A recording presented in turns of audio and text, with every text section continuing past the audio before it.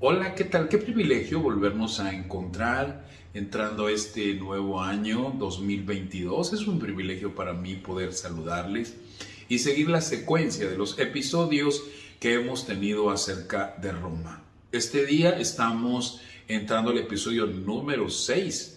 La verdad es que es muy fascinante no solo viajar por Roma, visitar sus lugares icónicos, sino también compararlos a la luz de la palabra de Dios. Es decir, hay muchas enseñanzas que nosotros podemos tener y traer para nuestro conocimiento y sobre todo para entender qué es lo que sucedió, qué es lo que sucede actualmente y qué es lo que sucederá en relación con la historia fascinante del Imperio Romano. Ahora, si tú eres nuevo en el canal, te invito a suscribir y te invito también para que la puedas compartir. Gracias por darle like a esta presentación.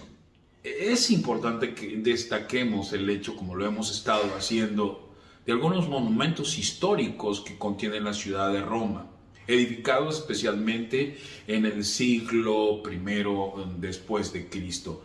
El Arco del Triunfo de Tito nos recuerda no solamente la destrucción de Jerusalén y de su templo, sino también cómo terminó desde el año 34 perdiendo su relación con el Creador. Y el pueblo de Israel no cree en Jesús como el Mesías. Y el Coliseo Romano, también otro de los grandes monumentos de Roma, también nos recuerda cómo, por un lado, Tito regó mucha sangre en Jerusalén. Saben, el Coliseo Romano en su inauguración, cuenta la historia, se sacrificaron 10,000 animales, es decir, la sangre de 10,000 animales fue vertida ese día en que se dedicó a los dioses el Coliseo Romano, y a lo menos 5,000 cristianos fueron abatidos, y su sangre también marcó un momento triste para la historia del cristianismo.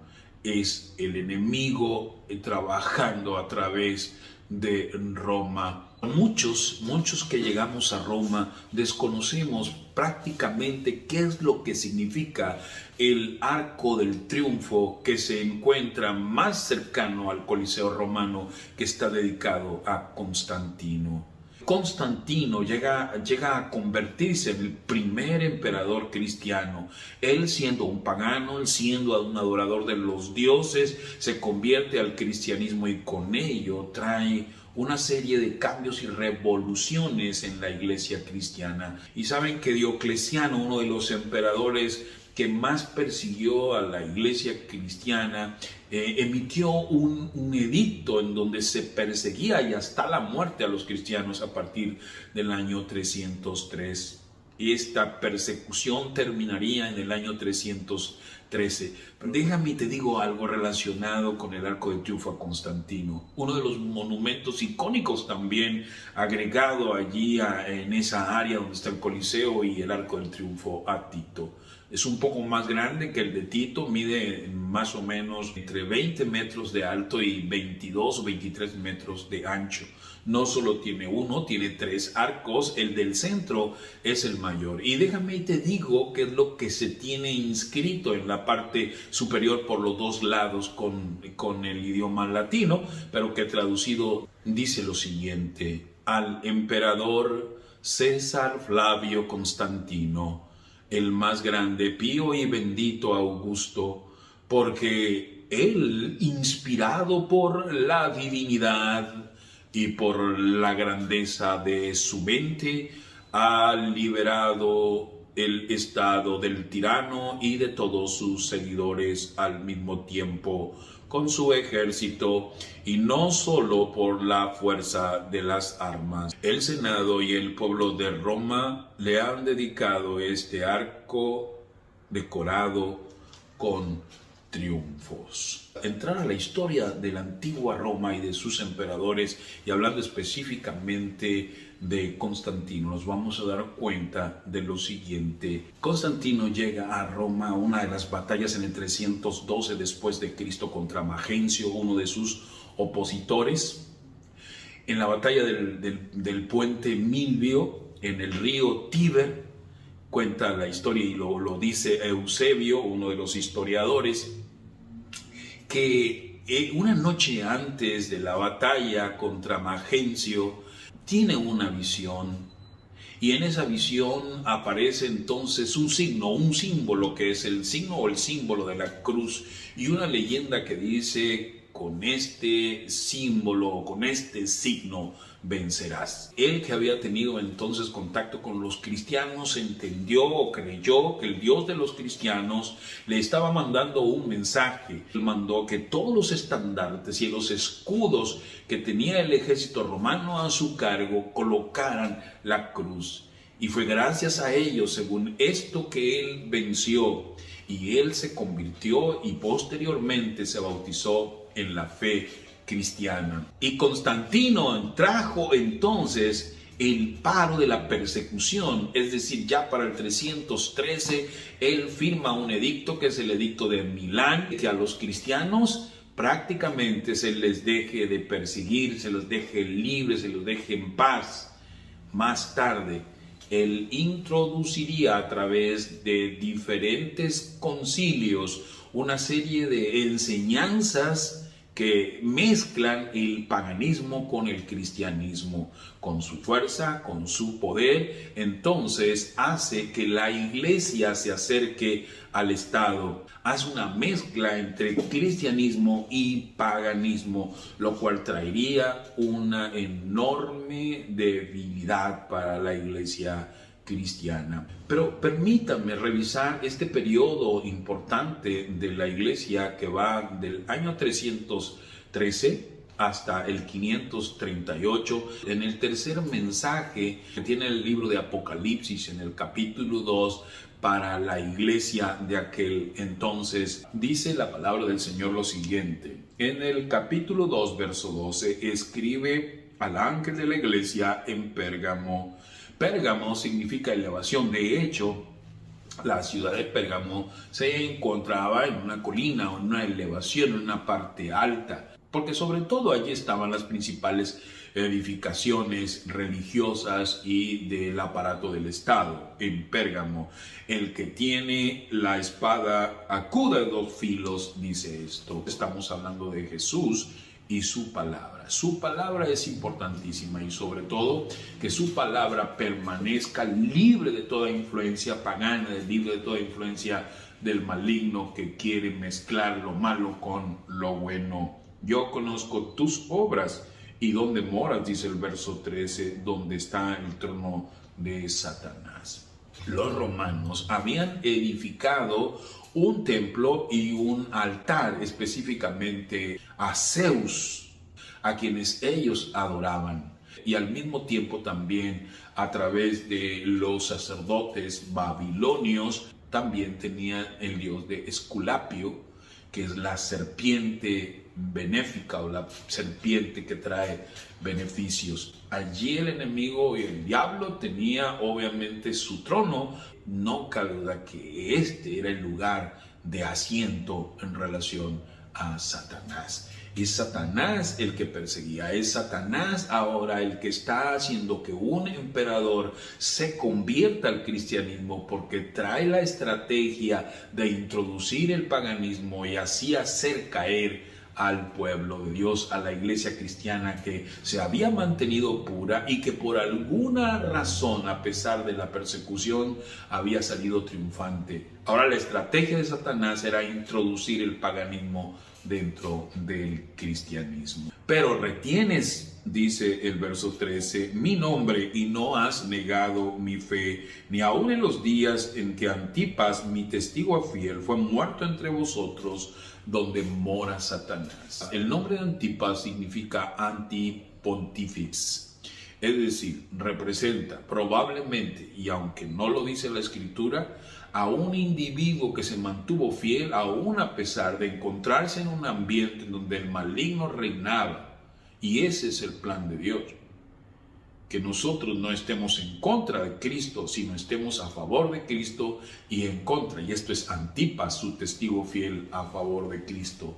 Ser de Cristo, ser fiel, esta es la parte importante, aún hasta la muerte, que Él nos dará la corona de la vida. Pero dice el verso 14, tengo unas pocas cosas contra ti, que tienes ahí a los que retienen la doctrina de Balaam, que enseñaba a Balac a poner tropiezo ante los hijos de Israel, a comer de cosas sacrificadas a los ídolos y a cometer fornicación. El libro de Números nos recuerda entonces quién era Balaam. Balaam era un profeta de Dios que fue tentado por Balac para maldecir al pueblo de Israel. No lo pudo hacer. Y entonces cambió la estrategia, y la doctrina de Balaam fue crear entonces fiestas en donde el alcohol, el vino, las mujeres pudiesen seducir al pueblo de Israel, sobre todo a los jóvenes. Y entonces la doctrina de Balaam mezcló la fornicación, el paganismo, el sensualismo, la mentira, lo mundano con lo verdadero. Y por otro lado, dice el verso 15, también tienes a los que retienen la doctrina de los nicolaitas, las que yo aborrezco. De hecho, en el primer mensaje a Éfeso, los de la iglesia de Éfeso habían rechazado a los nicolaitas. Nicolás fue uno de los primeros diáconos de la iglesia que después apostató y que utilizaba su influencia. Y acá en el mensaje a Pérgamo, a diferencia de los de Éfeso, sí estaban recibiendo las obras de los nicolaitas. Tanto Nicolás como Balaam significan lo mismo. Nicolás, el que conquista al pueblo, y Balaam significa el que destruye al pueblo. Es decir, este fue el trabajo que Satanás hizo a través de la conversión o la pseudo conversión de Constantino.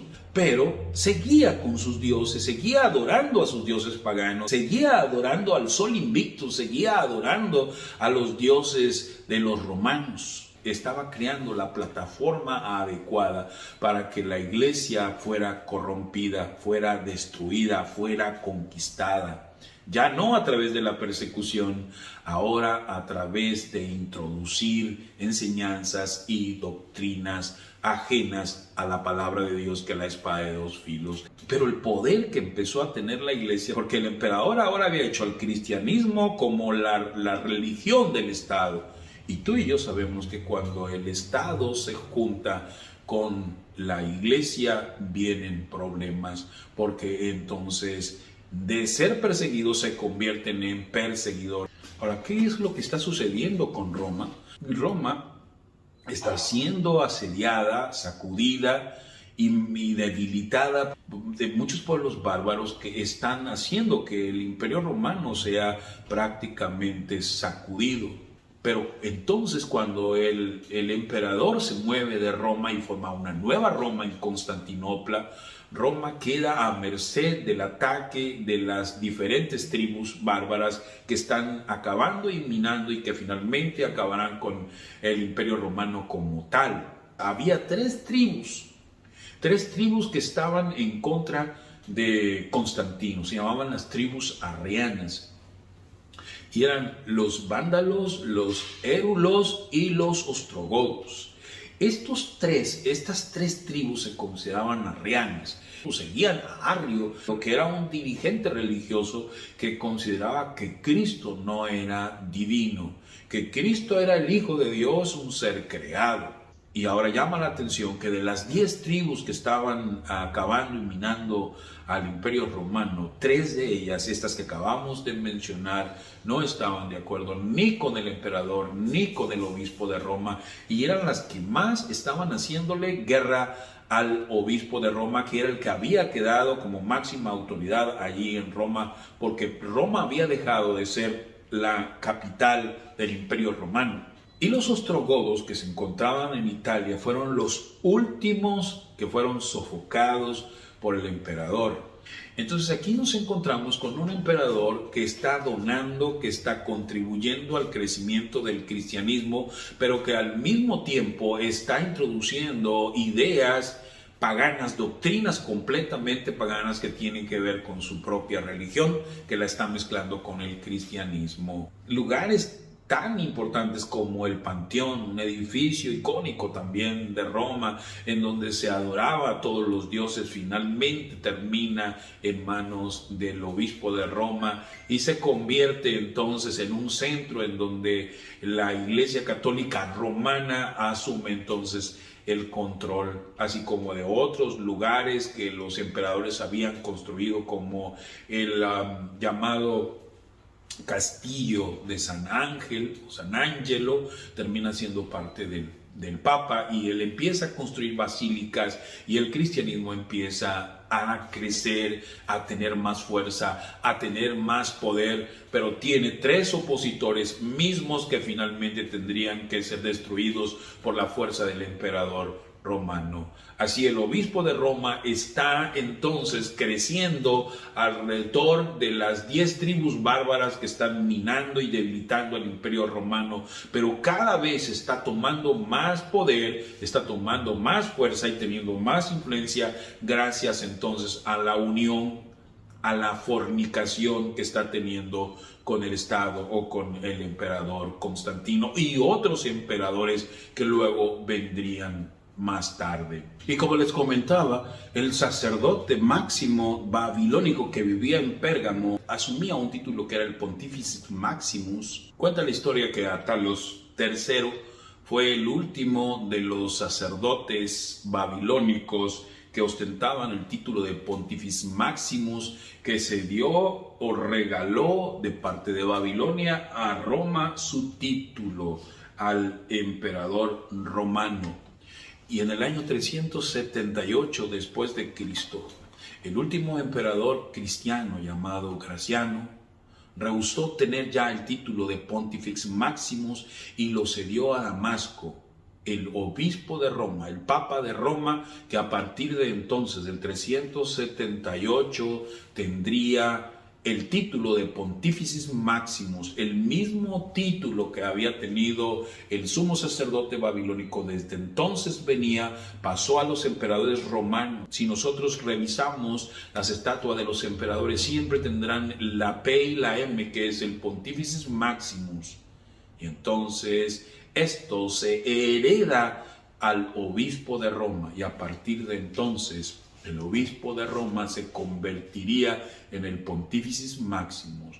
Si nosotros revisamos la cuenta de Twitter actual del Papa, no importa cuál sea, será @pontifex, @pontifex. Y nosotros, al igual que Antipas, el testigo fiel, tenemos el privilegio de mantenernos fieles al lado de Dios. Dice la palabra de Dios en el versículo 16 del capítulo 2 de Apocalipsis: por tanto, arrepiente pues, si no, vendré a ti pronto y pelearé contra ellos con la espada de mi boca. Sí, la lucha no solo es nuestra, es la lucha de Dios el que tiene la espada de dos filos y va a pelear contra aquellos que están contaminando la doctrina de la palabra de Dios. Por eso el versículo 17, para finalizar el mensaje a Pérgamo, dice: el que tiene oído, oiga lo que el Espíritu dice a las iglesias. Al que venciere le daré de comer del maná escondido, y le daré una piedrecita blanca, y en la piedrecita escrito un nombre nuevo, el cual ninguno conoce sino aquel que lo recibe. Amigo y amiga, en la historia de Roma podemos encontrar cómo el enemigo se introdujo dentro de la iglesia, creó entonces las bases para que existiera una iglesia cristiana desconocida, perseguidora, maltratadora. Esta es la parte triste de la historia del cristianismo, que duele mucho tener que reconocer y que conocer, pero que se encontraba ya descrita en el libro de Apocalipsis, y que la historia, a través de ese arco del triunfo de Constantino, nos recuerda que no es la divinidad de Dios la que ayudó a Constantino, sino fue el enemigo de Dios. Quisiera hacer una oración por ti, para que Dios nos proteja de este enemigo y nos ayude a que la espada de dos filos que tiene el Señor Jesús, que su palabra, nos ayude a mantenernos firmes y fieles para siempre. Conocer esta parte de la historia de la iglesia nos entristece, pero es una realidad en la que nosotros podemos aprender grandes lecciones que nos pueden ayudar hoy en día a decidir de qué lado, de qué parte estaremos. Si seremos como Antipas, un testigo fiel, anti-Pontifex Maximus, o si seremos de Cristo, el que nos quiere salvar. Gracias, Padre, por el mensaje que hemos recibido en esta hora. Gracias, Señor, porque si bien el enemigo tiene planes para poder destruir a tu iglesia y destruirnos a nosotros, tú estás al pendiente con esa espada de dos filos, listo para ayudarnos a mantenernos puros y fieles, hoy y siempre. Quédate en nuestras vidas. Ruego que nace de un corazón humilde y agradecido en Cristo Jesús. Amén. Si te agradó este video y consideras que puede ser útil a otros, comparte. Por favor, suscríbete a mi canal y activa la campanita para recibir notificaciones de nuevos videos.